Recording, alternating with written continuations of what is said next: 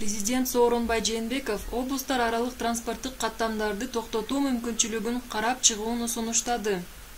Азыр айрымдар катуураак карантин тартибин киргизүүнү сунуштоодо. Кырдаалга байланыштуу республикалык штаб сунуштарды киргизүү керек.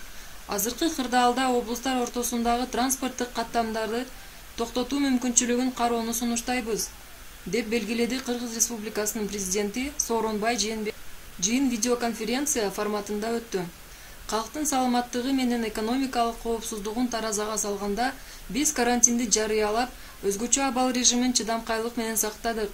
Бул режим алынган соң ооругандар кескин көбөйдү жана коронавирустун айынан көптөгөн биздин жарандар пневмониядан жабыр тартууда, деп баса белгиледи президент Сооронбай Жээнбеков. Жана Бишкек шаарында илдеттүү чугузуу көбөйгөндүктөн кайрадан бир катар чектөөлөр киргизилгенин эске салды. Мамлекет башчысы ошондой эле буга чейин той топурларды өткөрүүгө тыюу салуу боюнча сунуш киргизгенин эске салып, республикалык штабты бул маселе боюнча өзүнүн так көз карашын билдирүүгө чакырды. Мен жогорку кеңештин жыйынында ар кандай массалык салтанаттуу иш-чараларга расмий түрдө тыюу салуу боюнча кайрылдым эле.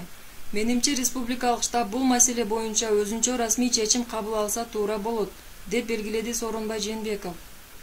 Мамлекет башчысы бардык ооруканаларда жана обсервацияларда койка орундарынын санын көбөйтүү керектигине көңүл бурду. Зарылдык жаралса бейтаптарга биринчи медициналык жардам көрсөтүү үчүн кошумча орундарды түзүүнү кошумчалады.